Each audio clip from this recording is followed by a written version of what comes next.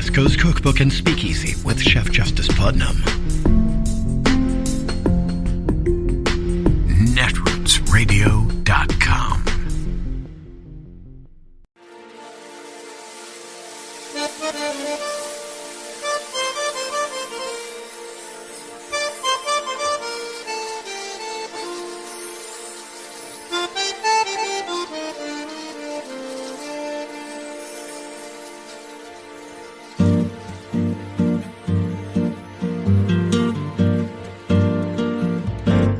Je voudrais du soleil vert, des dentelles et des théières, des photos de bord de mer, dans mon jardin d'hiver.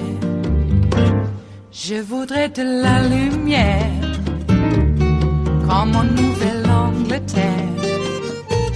Je veux changer d'atmosphère, dans mon jardin d'hiver. Ma fleur sous la pluie de novembre, tes mains qui courent, je n'en peux plus de t'attendre. Les années passent, il est loin, là je tombe. Nul ne peut nous entendre. Je voudrais du Fred Astaire, revoir un latte. Good evening, everyone. We begin the readout tonight with the frightening truth about where we are headed post-Roe, as the public outright continues to grow and as protests intensify. Over the weekend, abortion rights protesters demonstrated outside the homes of Justice Brett Kavanaugh and Chief Justice John Roberts, which even some Democrats joined right-wingers in criticizing. I mean, I suppose if the justices don't like the First Amendment, they could just drive to another state where the legislature has determined that the constitutional right to privacy applies, right? I mean, that is what they're telling women to do if they want to control their own bodies, right? But I digress. Tonight, I would like to draw your attention to a rather telling footnote in Justice Samuel Alito's treatise on stripping the rights of half our population by overturning Roe, which caught a bit of online attention this weekend. Now, in this footnote, Alito cites a CDC report from 2008, and it notes, quote, nearly 1 million women were seeking to adopt children in 2002, whereas the domestic supply of infants relinquished at birth or within the first month of life and available to be adopted had become virtually non-existent, unquote. The domestic supply of infants. Well, that line caught some diligent Twittersons as weird, kind of creepy. But in fact, Alito's citation backs up an argument that was pushed by fellow religious ultra-conservative Justice Amy Coney Barrett during her questioning in the Dobbs v. Mississippi case last December. After Barrett noted that both Roe and Casey emphasize the burdens of parenting and focuses on the consequences of parenting and obligations of motherhood, she asked, why don't the safe haven laws take care of that problem? Safe haven laws, of course, refer to laws in several states that allow people to drop off infants that they don't want at firehouses and police stations and other safe locations without legal consequences like being charged with abandonment. It is, in short, the forced birth adoption option. And there is a long history of the Christian right seeking to do that, to make abortion illegal, but to push women who don't want to be pregnant to stay pregnant anyway and give the resulting infant up for adoption. Long history of that. And of pushing evangelicals to have big families and to adopt en masse. Take the Betsy DeVos-funded Bethany Christian Services, scrutinized for allegedly trying to resettle migrant children who arrived in the U.S. unaccompanied or who were stolen from their parents by the Trump administration's child separation policy to put them into Christian adoptive homes, something the organization vehemently denied.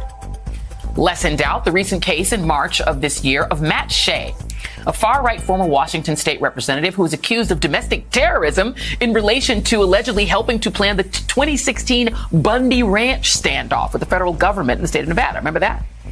Well, he was in Poland in March trying to secure adoptions for more than 60 Ukrainian children that he arrived with from across the border. Now, of course, shutting down Roe would increase the number of domestic available children, overlooking the fact that using women against their will as incubators for adoptive families is literally the basis of The Handmaid's Tale. There's also Alito's other fixation on what was and wasn't legal during the 19th century.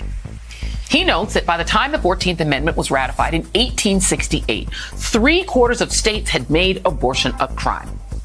And in yet another footnote, he writes in relation to Massachusetts' now defunct 1845 law. Case law, he said, held that abortion was allowed when, according to the judgment of physicians in the relevant community, the procedure was necessary to preserve the woman's life or her physical or emotional health.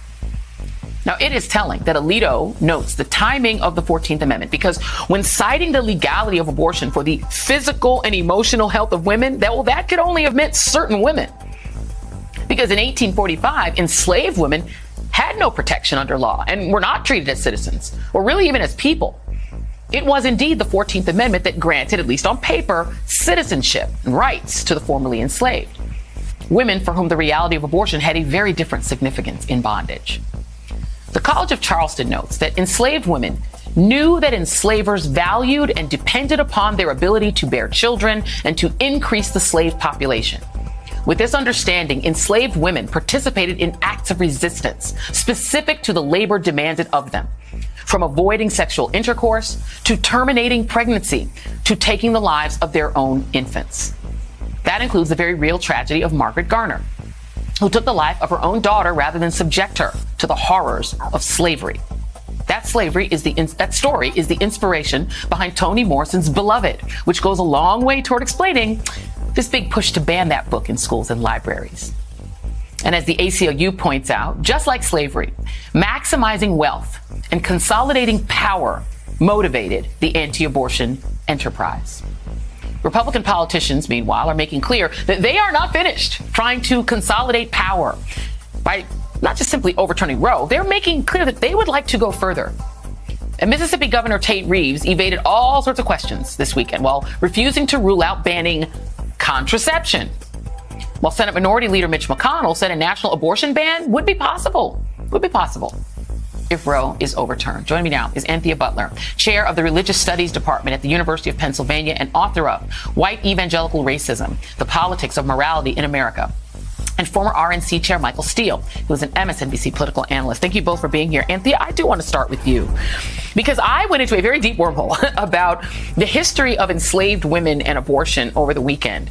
And the reality is it was an act of resistance, and it was also an act of desperation for a lot of women who would take roots, things that were passed down to them, their knowledge from from the continent, from Africa, that their mothers and foremothers knew about certain herbs you could take to abort. And they did it because slavery was worse than death. And I know that the anti-education Republicans would like to sort of portray slavery as this benign institution that wasn't so bad. The people would rather die, would rather have their children die, and would abort on their own to stop creating more product, more available domestic supply of children. What do you make of this fixation that Samuel Alito has with that era? But in his mind, that 19th century era was the good old days. Well, for Samuel Alito, I'm pretty sure that he would like to be able to sell babies again if he possibly could. But let's take it back for a minute and talk about the 19th century, because I think this is really important to part of what's going on. This idea about family and the way that family gets constructed for evangelicals really starts in the 19th century post-Reconstruction period, where the deification of white women and the protection of white women comes out of a fear of rape by Black men. And we know that this is a lie. But on the other hand, I think what's important here is to say two things. Number one, Black women were never afforded these kinds of protections because they were always in peril and their children were always in peril. And their children could be sold from them at any particular time. So it's no surprise that they would want to have their children not grow up in slavery and take their own lives instead of letting their children be sold by a slave master. That's number one. But let me put a finer point on it, because you showed a picture of a plantation. I'm not sure that everybody knows where that plantation is. It's called Oak Alley in Louisiana. When I visited that plantation, the reason why I recognize this picture is because it's a very arresting one. The oaks go all the way up to the plantation. You get a list of the slaves on the back porch of that plantation, and many of those slaves were mulattoes. How did they get there? It was because of rape by the white slave masters. So I think that this whole thing that Alito is alluding to in this document is about two things. Number one, wanting to make sure that the white personhood of babies is preserved. That's number one, and that they will be protected. And number two, that there's going to be enough children so that if you want to cross-racially adopt, you can adopt. And that doesn't matter if somebody has a baby and you're not able to get an abortion. You know, and listen, Michael Steele, my friend, here's the challenge. You know, if you go back and you read, you know, the Old Testament of the Bible, or you know, which is the same as, you know, reading the Jewish Bible, the Torah, you know, these traditions, all the Abrahamic traditions, they all share books, they share Abrahamic storylines and characters and et cetera. The idea of a handmaid is in there. So, you know, when Margaret Atwood wrote this book, she didn't take it out of whole cloth. She took it from old biblical stories. And the idea that, you know, the woman who was barren, you know, this was an agrarian society, 1600 to 900 BC, where being, quote unquote, barren, they always ascribed it to the woman. They never ascribed it to the man until very recently, was horrible. It was sort of a curse from God. And so you would take your handmaid, your servant, in those cases, and then they would have the baby. This is not a consensual situation. This is a servant. I feel like trying to ground American law in that kind of, not even New Testament Christianity, but Old Testament Christianity, that is a frightening start.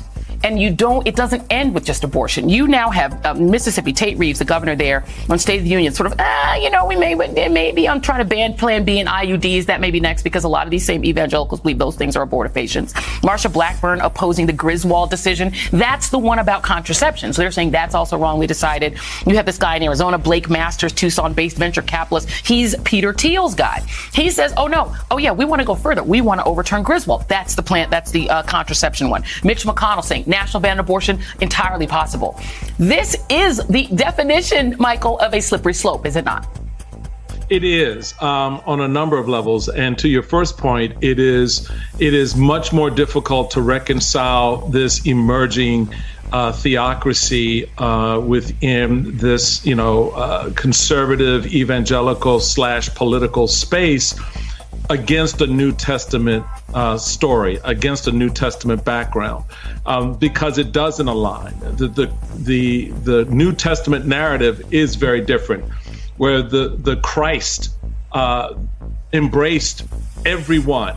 So the prostitute, the sinner, the tax collector was a representation of all those great sins that were condemned in the Old Testament. Christ talked about the fixation of the rule and the order to the extent that it ignored the person.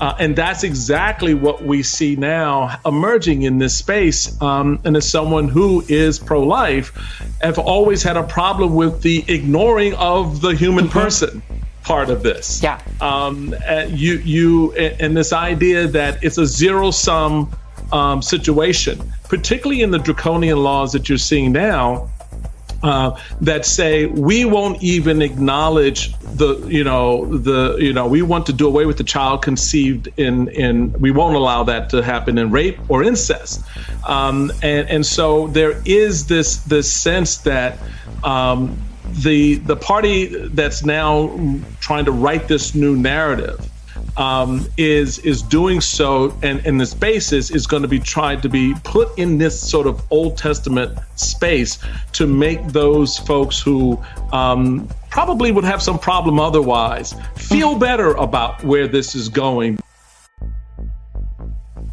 It is Tuesday, the 10th of May of 2022, and you are in West Coast Cookbook and Speakeasy. I am your chef de cuisine, Justice Putnam. Gunner the English Bulldog is our snoozing sous chef. And our daily special is Tarrytown Chowder Tuesdays. You know the drill. A small scant dash, a mere pinch of hot smoked Hungarian paprika will make all the difference in the world. If you have the more expensive Spanish kind, you can use that too. It's only expensive because the Spanish is a little bit more rare, but both the Hungarian and the Spanish paprika are equally as surpassing all other paprikas. I'm just saying. All right. How are you doing today? Today, my mom turns 85 years old, so we are going to a nice dinner later on, and I'm of course, she gets breakfast in bed every day now because, hey, I'm taking care of her. And she deserves it. But we're having her take it a little easy today, and it's easy to do so since it's a little dreary out from having some precipitation. It's good, and it might be a little bit warmer today than it has been. A little too chilly to go out and sit under, the awning and watch the rain. But we might be able to do it some today or certainly tomorrow, though it may be, and we'll get to the weather later, it may be have a little bit of respite and then pick up for a few more days. So that's how the weather's going, and we'll get into the weather later. I don't know what prompted me to say that other than the fact that I wanted to really say, Happy birthday, Mom! And Mother's Day, too. Her birthday sometimes falls on Mother's Day. And we actually had a sort of birthday. May is a big birthday month in our family. So we had a combination birthday and Mother's Day gathering, not this past weekend, but the weekend before. And then Mother's Day came on Mother's Day. And I know why. Because my grand niece-in-law, her father is not doing well, so she was down in SoCal, and so we wanted to pack in all that we could have with the people around here. Of course, we did take the proper precautions in terms of, this pandemic that is still going on. Scary, isn't it? People act like it. Hey, remember when we had the pandemic? I remember that we're still in it. People have such short-term memories, they can't remember we're still in a pandemic.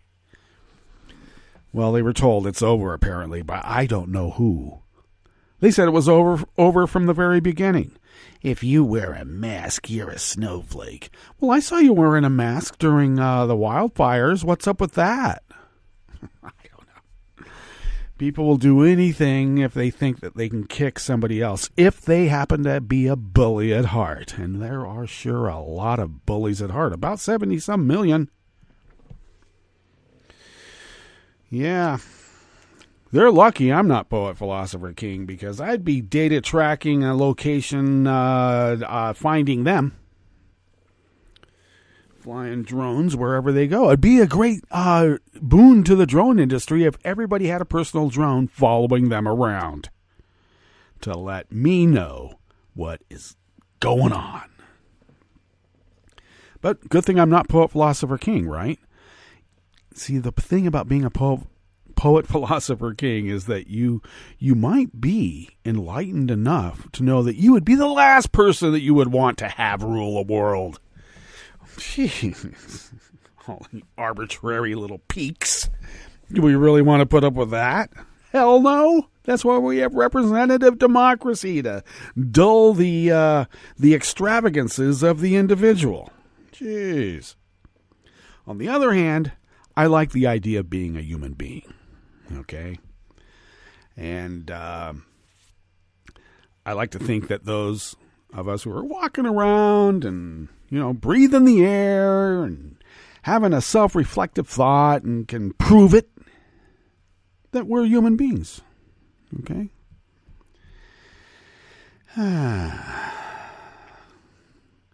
Religious freedom says that life begins when you take a breath. Now, when is that breath? Religious types say that a fetal heartbeat exists, but there is no such thing in science. A fetal heartbeat doesn't exist. There's no heart there. How can there be a fetal heartbeat? But what they have determined is that any kind of quivering in the cells proves that there's a heart there. There's a heartbeat there. See? Look.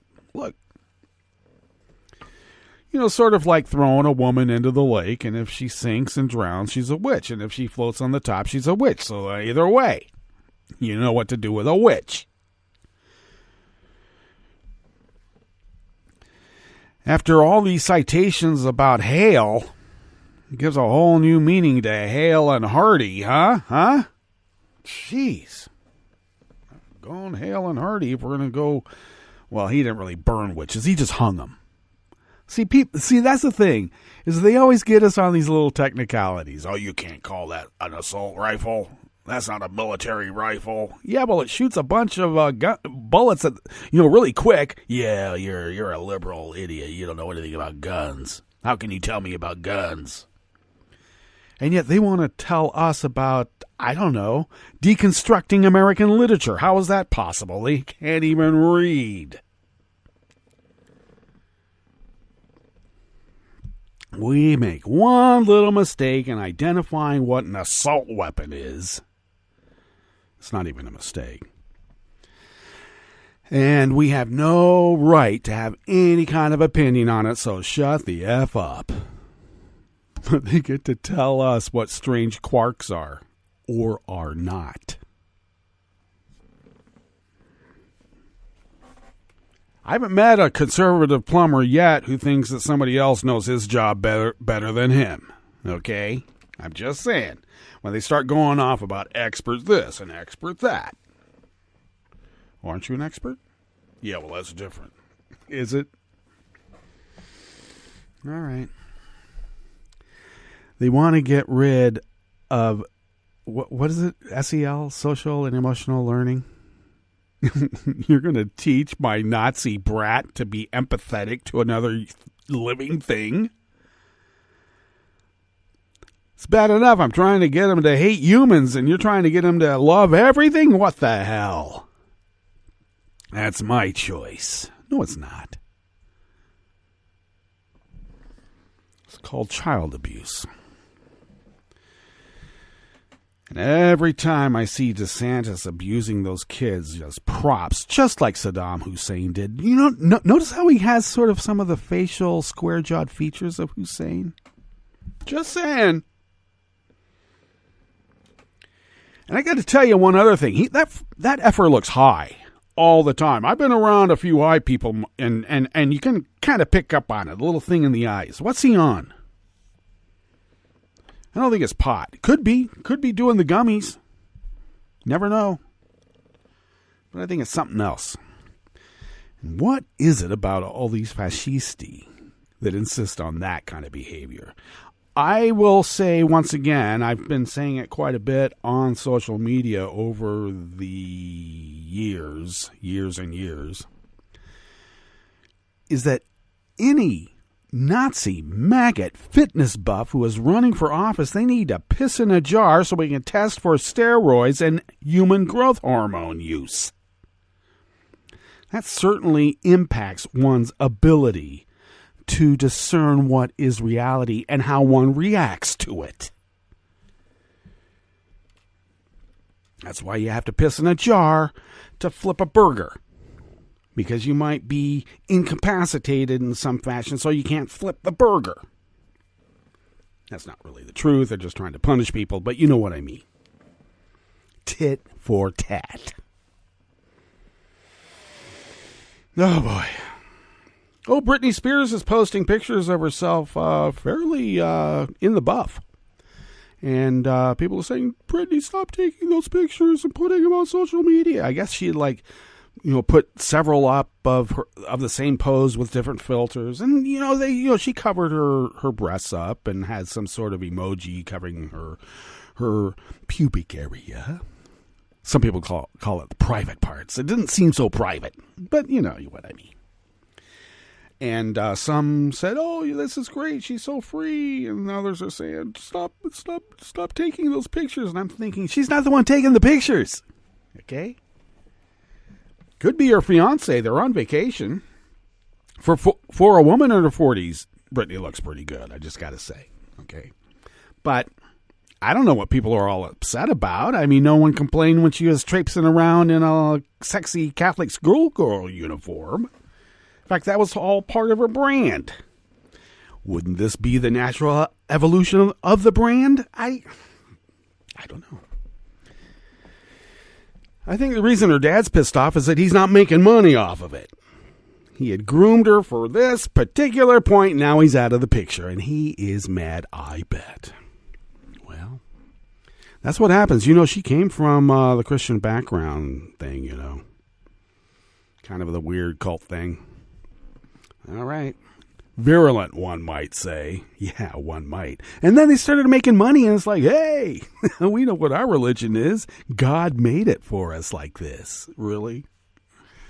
Greedy people always justify their greed because it was imbued by God. I don't think it was God in the construct that you have of the cosmos of good and evil. Okay, I'm just bringing it up.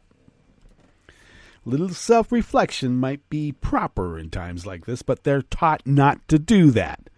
That's social and emotional learning. Really? What a bad thing to do. You know the whole reason that we have this is because kids were killing other kids with guns and bullying people, and then little other kids were committing suicide, and they're trying to figure out what the hell to do in this violent society perpetuated by violent Nazis. Codified into law, by the way. Oh, you can't track gun deaths in America, CDC. Who does that? The Mengelas. And they're not studying it for scientific purposes, but for another nefarious reason. And it all has a final solution.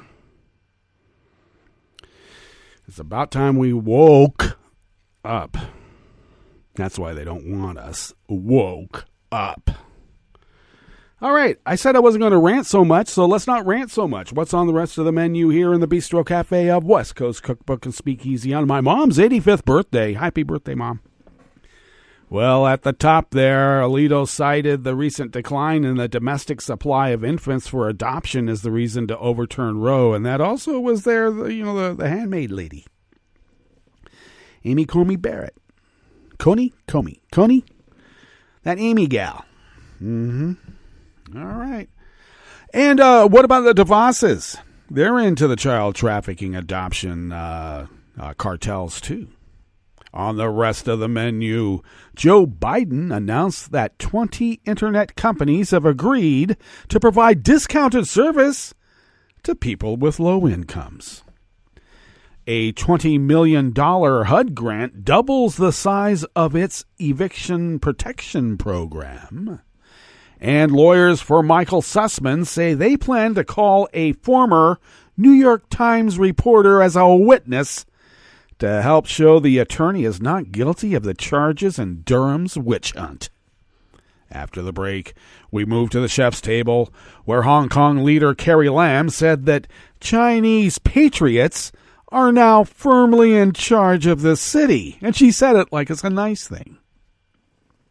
And Andy Warhol's iconic portrait of Marilyn Monroe sold for a cool $195 million, making it the most expensive work by a U.S. artist ever sold at auction and the most expensive piece of artwork in the 20th century.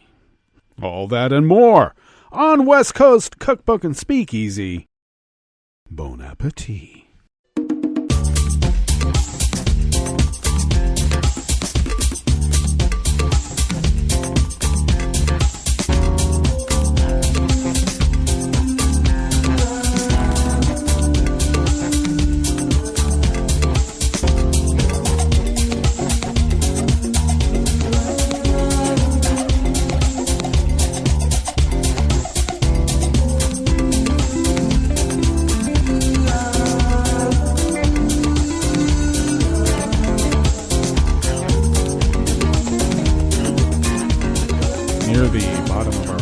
At netrootsradio.com, to the right of the page is the chat room link, and the chat room is monitored by Kelly Lincoln. Thank you, Kelly.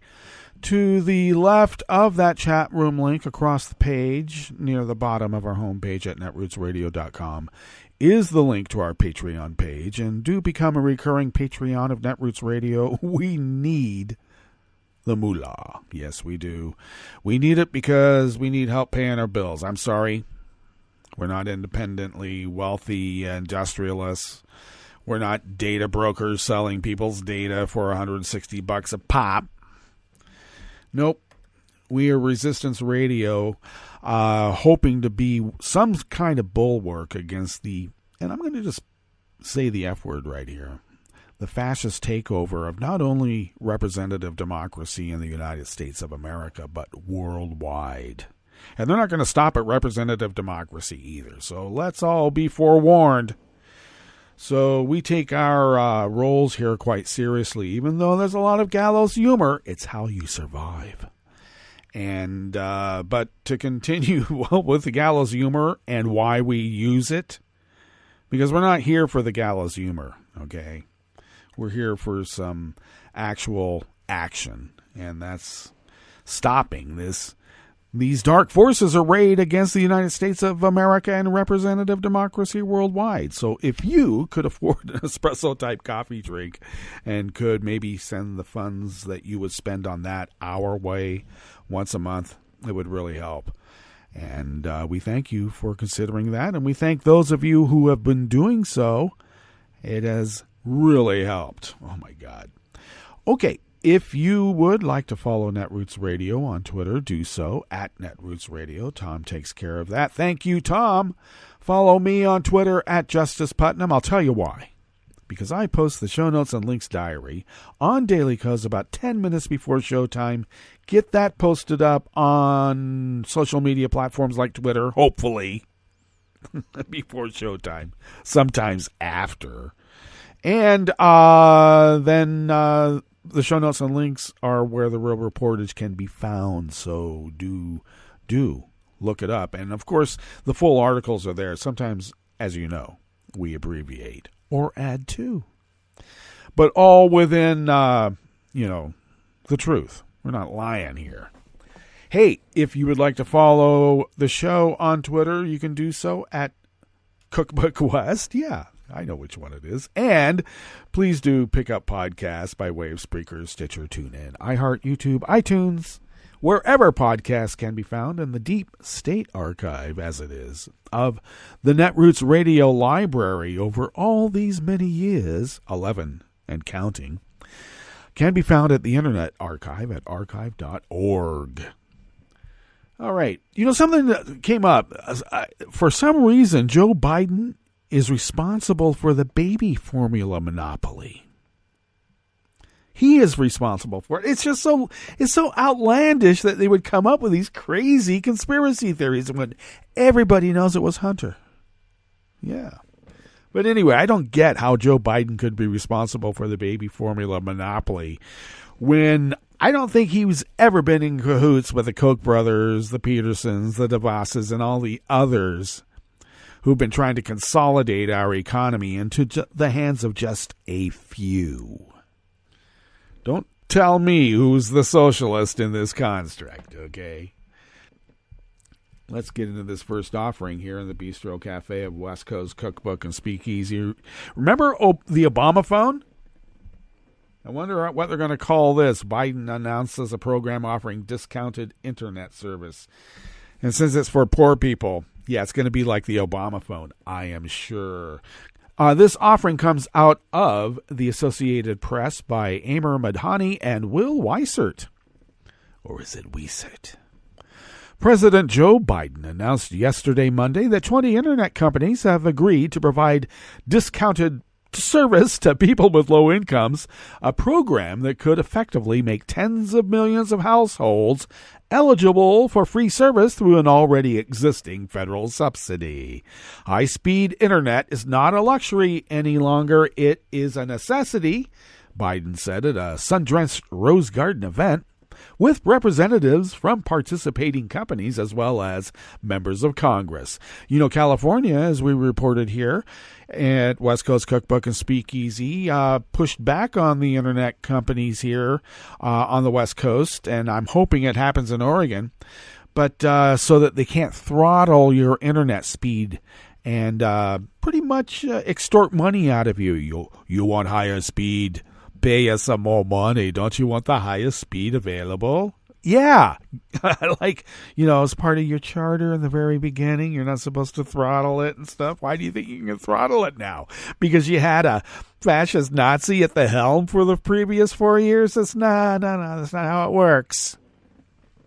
The $1 trillion infrastructure package passed by Congress last year included $14.2 billion funding for the Affordable Connectivity Program, which provides $30 monthly subsidies or $30 monthly subsidies and $75 in tribal areas on internet service for millions of lower-income households. But people hardly know about this, and this is part of what Joe is doing. He's making people aware of the programs that are in existence for them, especially when all we get to hear on our side is that Joe hasn't done anything. Well, what? I think he's doing quite a bit. Open up your eyes. You got to get woke. With the new commitment from the internet providers, some 48 million households will be eligible for $30 monthly plans for 100 megabits per second or higher speed service, making internet service fully paid for with government assistance if they sign up with one of the providers participating in the program. I know there's going to be a lot of student loan people who said, yeah, but I paid off my student loan. Why do these poor people get to have free internet? They gotta suffer. The 20 internet companies that have agreed to lower their rates for eligible consumers provide service in areas where 80% of the U.S. population, including 50% of the rural population, live. Participating companies that offer service on tribal lands are providing $75 rates in those areas, the equivalent of the federal government's subsidy in those areas.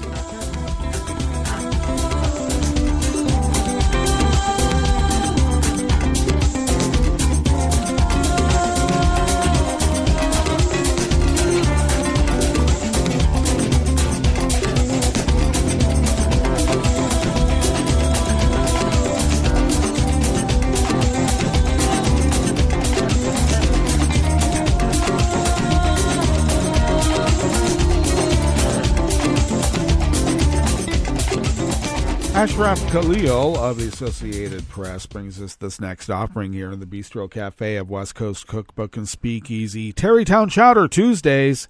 The Department of Housing and Urban Development is doubling the size of its eviction protection program, designed to fund legal assistance for tenants seeking to stay in their homes. The $20 million HUD grant will not provide any sort of direct rental relief. Instead, it will fund legal services and representations for families facing eviction. The funds will be distributed through the Eviction Protection Grant Program to 11 nonprofit organizations and government entities, with grants ranging from $1 million to $2.4 million. Recipients of the fresh wave of funding include Pine Tree Legal Assistance of Portland, Maine, and the city of San Antonio, Texas. HUD launched the Eviction Protection Grant Program last November with an original $20 million awarded to 10 legal service providers. HUD Secretary Marcia Fudge described the new funding as a doubling down on a proven method of easing financial damage wrought by the COVID-19 pandemic.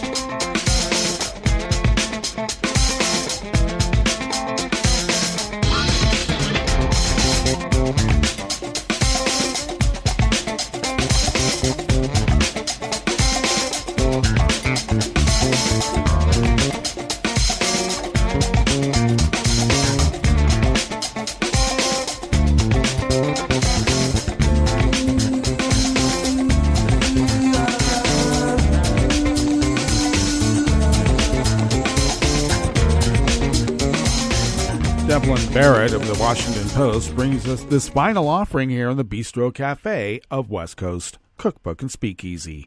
Lawyers for Michael Sussman, an attorney with ties to the Democratic Party who is about to go on trial for allegedly lying to the FBI in the heated final days of the 2016 presidential campaign, say they plan to call a former New Times reporter as a witness to help show Sussman is not guilty. Sussman allegedly told the top lawyer at the FBI in September of 2016 that he had information to share about possible cyber links between Donald Trump's business and a Russian bank, Alpha Bank, with the weird pings at the Trump Tower. He faced a single count of lying to the FBI because Durham and others say he claimed he was not bringing them the information on behalf of any client, but was doing so at the behest of two of his clients, Hillary Clinton's campaign team and a technology executive named Rodney Jaffe. The trial is scheduled to begin next week in D.C. federal court. And Sean M. Berkowitz, a lawyer for Sussman, said that the defense team plans to call former Times reporter Eric Lichtblau to testify about his communications with Sussman and Jaffe. Berkowitz said in court that after speaking with lawyers for the Times, his team does not expect the news organization to object to Lichtblau testifying about those topics, but he said the Times did have concerns about the possibility that Lichtblau would be asked about independent research he did on computer topics related to Sussman's efforts. Reached for comment by phone, Lichtblau referred questions to his lawyer, who declined to comment. All right, let's get to our break, and when we get back from that break, we will go through weather from around the world, and we will finish up with the stories that we have curated for you today. You're listening to West Coast Cookbook and Speakeasy, and we will be right back. You are listening to netrootsradio.com. Please hang up and try again.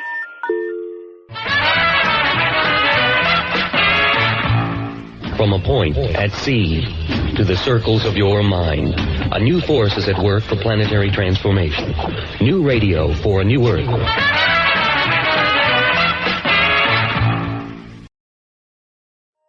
This is an important message from the U.S. Department of Health and Human Services. After a storm or disaster, it's important to eat only safe food. Throw away perishables like meat, poultry, fish, eggs, and leftovers stored above 40 degrees Fahrenheit for 2 hours or more. Throw away food with an unusual odor, color, or texture. Throw away food that may have come in contact with floodwater, including food in swollen, punctured, and damaged cans. When in doubt, throw it out. This program is presented by the Centers for Disease Control and Prevention.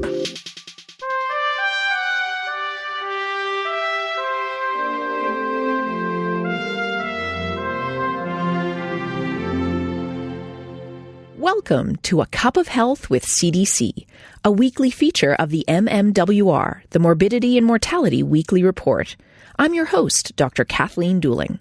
From a very young age, we're encouraged to eat fruits and vegetables. Unfortunately, many Americans are not getting the message.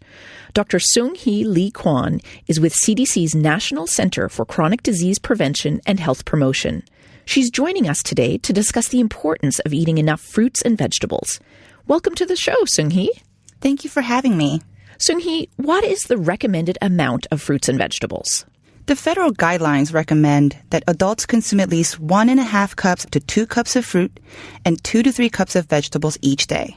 This is for adults who get less than 30 minutes of physical activity a day. Adults who are more physically active need more calories and thus should be eating more fruits and vegetables. 1 cup is about 12 strawberries or 1 large tomato. How many people consume the recommended amount of fruits and vegetables? We found that very few adults are getting enough fruits and vegetables. Just 12% are eating the recommended amount of fruits, and less than 1 in 10 eat enough vegetables. And consumption is lower among men, young adults, and adults living in poverty. Why is eating a diet rich in fruits and vegetables so important? Eating a diet rich in fruits and vegetables can help with 3 things. 1, it can reduce the risk of many leading causes of illness and deaths, such as heart disease, type 2 diabetes, some cancers, and even obesity. It can also add important nutrients that are commonly missing in Americans' diet. and it can help with weight management if adults consume fruits and vegetables instead of other calorie-dense foods. How can we meet the recommended daily intake of fruits and vegetables? Try to fill half of your plate with fruits or vegetables at each meal or every eating occasion. Making fruits and vegetables the focal point of your meal will help you meet your recommendations. For example, recent studies have shown that adults get most of their fruit during breakfast and snacks. So you can try adding berries to your morning oatmeal or grab a piece of fresh fruit as an afternoon snack. For vegetables, most adults eat them at dinner, so try adding more into your lunch by adding a side salad or packing a snack of baby carrots or grape tomatoes. Are canned or frozen products just as good as fresh? All forms of fruits and vegetables count towards meeting the recommendations. For the most health benefits, make sure that the fruits and vegetables you consume have a limited amount of salt, butter, sugar, or creamy sauces. When selecting canned fruits, choose the ones with lowest sugars. And for canned or frozen vegetables, choose those lower in sodium. Where can listeners get more information about eating a healthy diet? Listeners can go to cdc.gov/nutrition or choosemyplate.gov. Thanks, Seung-hee. I've been talking today with Seung-hee Lee Kwon about the importance of eating a healthy diet. Eating a diet rich in fruits and vegetables can help reduce the risk of many leading causes of illness and death and add important nutrients to your diet. Make sure you're eating enough. Until next time, be well. This is Dr. Kathleen Dooling for A Cup of Health with CDC. For the most accurate health information, visit cdc.gov or call 1-800-CDC-INFO. Hi, it's Tom. Could we humbly suggest your donation to netrootsradio.com? All we've got to run this 24-hour powerhouse of progressive resistance radio is what comes out of our own wallets. And you are our biggest donor. And it doesn't take much, $3, $5. Just go to the bottom of our netrootsradio.com page and hit our secure donate button. Heck, you can even make a recurring contribution. So donate what you'd like at the bottom of our netrootsradio.com's homepage. Because you are our biggest donor. netrootsradio.com. Together, we are Resistance Radio.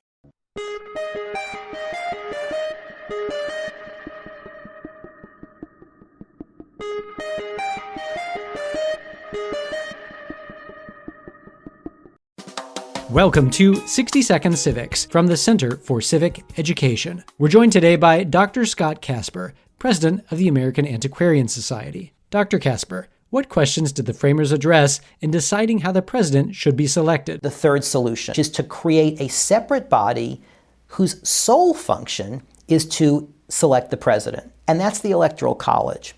The way it works goes like this. Each state has a certain number of electors. It's equal to the number of representatives in the House plus the 2 senators that state has. So it builds in the Great Compromise. In each state, the state can use whatever method it sees fit to select those electors. In some states, there was a popular vote for the electors. In other states, the electors could be selected by the state legislature.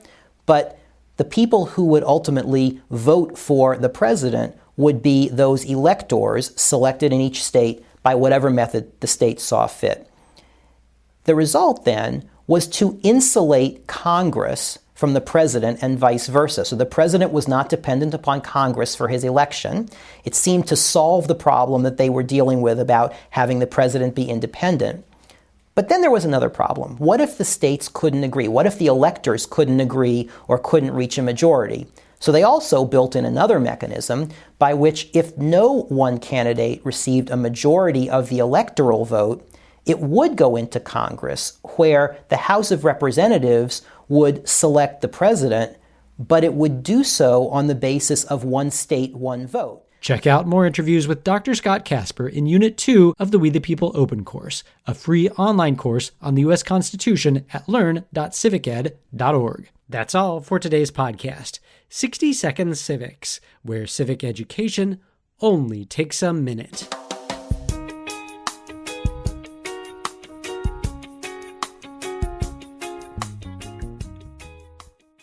I'm Rick Smith, and this is Labor History in 2.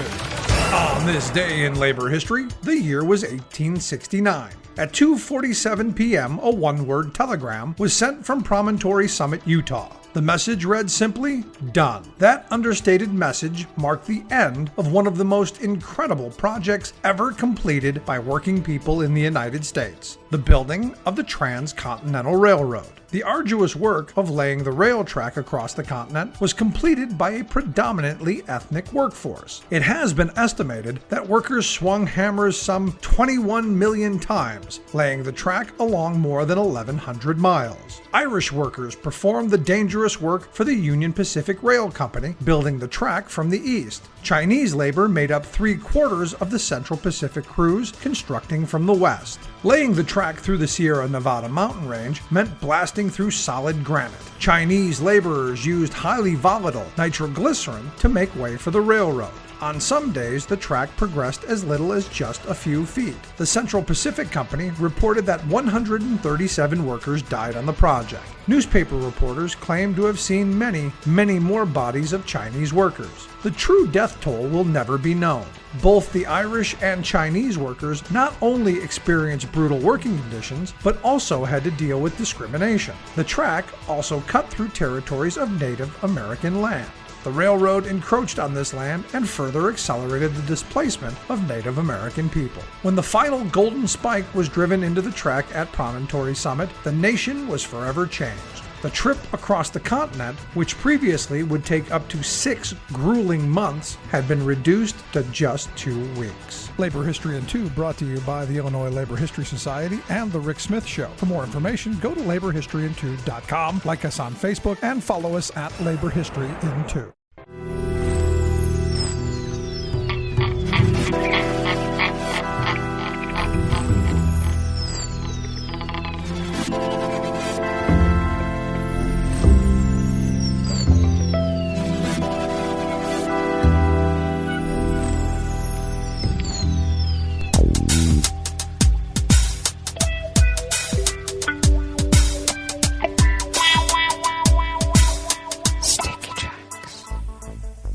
Thank you for accompanying us here to the chef's table at West Coast Cookbook and Speakeasy, Tarrytown Chowder Tuesdays. We always begin, weather from around the world, along the banks of the Rogue River and the Rogue River Valley of southern Oregon on the west coast of the continental United States of America, where we are currently standing at, it looks like 48 degrees Fahrenheit, expecting a high about 60. Rain showers early, which is happening right now, then becoming more intermittent in the afternoon. Winds out of the north-northwest at 5 to 10 miles per hour. Looks like we're going to get a little less than 1/4 of an inch of rain throughout the day, and we did get quite a bit of rain yesterday and overnight as well. Partly cloudy skies tonight, lows in the upper 30s, low 40s, winds out of the northwest at 5 to 10 miles per hour. Then a mix of clouds tomorrow and sun early, then becoming cloudy later in the day, highs in the mid-60s, winds out of the west-southwest at 5 to 10 miles per hour. Looks like not really a drying out, but not a whole lot of rain, because then Thursday, Friday, and maybe through the weekend, we're going to have a bit more rain coming through, and I actually consider that to be good. Grass pollen. I'm skipping over the coronavirus totals. They have not changed since Friday, and we will update tomorrow if they update. Well, grass pollen outside the window here in Rogue River proper is considered high. Oh my gosh. The air quality index, though, for the Rogue River Valley region is good at 28 parts per million. And whenever it's good, that means that they want to burn their trash so they can make it bad. And the daytime UV index is very high at level 8. So if you're outside burning trash, cover up. Barometric pressure is holding steady at 30.2 inches. Visibility is at 8 miles. And relative humidity is at 92%. Okay. Little staccato there. We like to do staccato. Weather from around the world is brought to you by a crowd of crowdsourced weather stations that a crowd crowdsources from around the world. London is 68 and mostly cloudy. Paris is 81 and sunny. Rome is 77 and fair. Kyiv is 61 and fair. Kabul is 70 degrees and partly cloudy. Hong Kong is 78 and partly cloudy. Tokyo is 60 and partly cloudy. Sydney, Australia is 63 degrees with rain. San Francisco, California is 50 degrees and sunny. And New York, New York is 65 degrees Fahrenheit and fair. And that is weather from around the world, brought to you by a crowd of crowdsourced weather stations that a crowd crowdsources from around the world.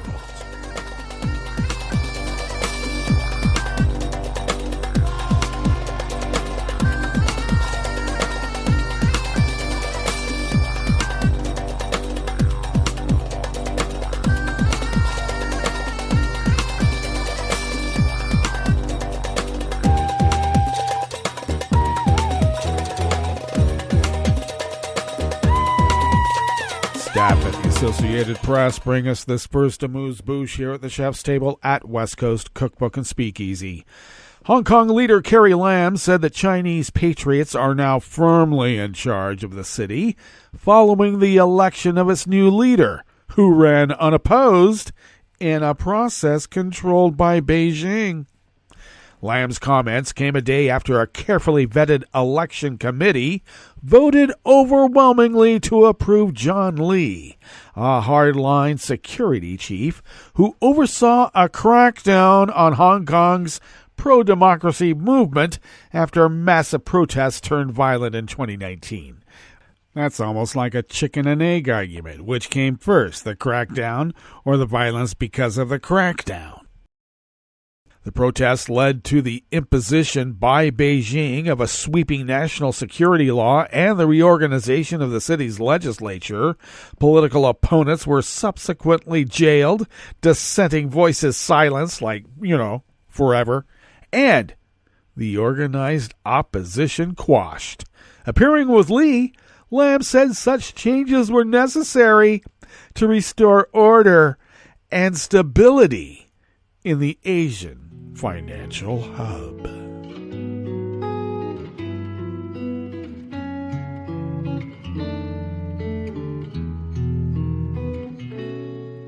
Je te donne c'est mon amour pour la vie entière.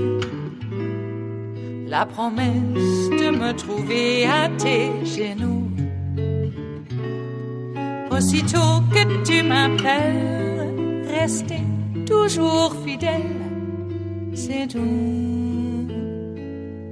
c'est tout. Je te donne tous mes printemps, mes étés de mer, mes automnes quand les feuilles tombent partout. Si ce n'est pas une bonne affaire, je te donne tous mes hivers. Even more Associated Press staff bring us this final amuse-bouche here at the chef's table at West Coast Cookbook and Speakeasy. Andy Warhol's Shot Sage Blue Marilyn sold for a cool $195 million yesterday, Monday, making the iconic portrait of Marilyn Monroe the most expensive work by a U.S. artist ever sold at auction. The 1964 silkscreen image shows Monroe in vibrant close-up, hair yellow, eyeshadow blue, and lips red on a rich blue background. It's also the most expensive piece from the 20th century ever auctioned, according to Christie's auction house in New York, where the sale took place. The Warhol sale unseated the previous record holder and another modern master, Jean-Michel Basquiat, whose 1982 portrait Untitled of a skull-like face sold for a record $110.5 million at Sotheby's in 2017. Christie said an unnamed buyer, which they always are, made the purchase on Monday night when the auction was announced earlier this year. It estimated it could go for as much as $200 million. The proceeds of the sale will go to the Thomas and Doris Anman Foundation Zurich, which put the painting up for auction. The foundation aims to help children with health care and educational programs. Warhol created more than one image of Monroe. This particular painting has been exhibited in museums around the world. All right. Well, it's not a soup can, I'll say that much. Well, that brings us to the end of our broadcast period for the day. But you do know Netroots Radio broadcasts on, and we will meet up tomorrow for Smothered Benedict Wednesdays. So do stay tuned to Netroots Radio all day and all night for all the breaking news as it breaks. And we will meet up here tomorrow, right here in West Coast Cookbook and Speakeasy. Bon appetit.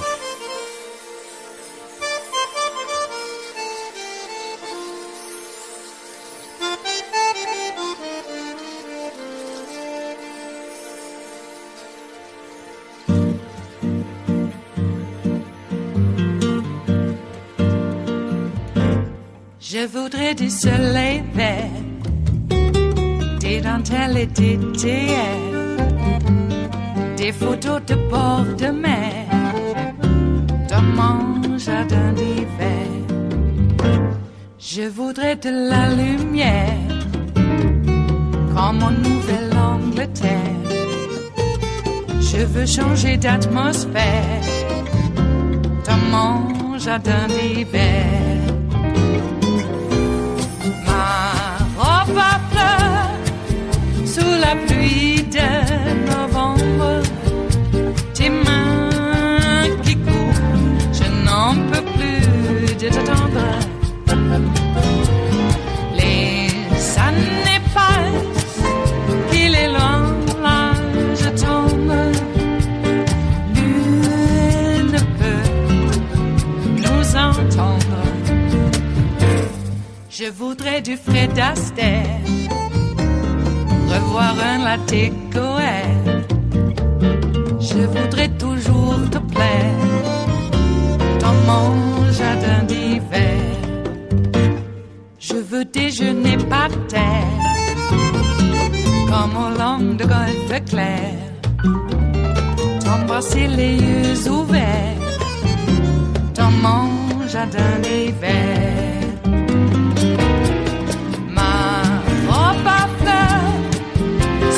Pluie de novembre, tes mains qui courent, je n'en peux plus de t'attendre.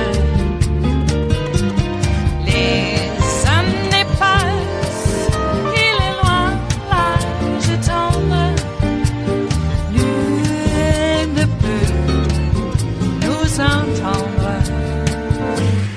Ba-da-da-dum-di-da-dum. Ba-da-da-dum-di-da-dum. Ba-da-da-dum-di-da-dum. Dans mon jardin d'hiver. Ba-da-da-dum-di-da-dum.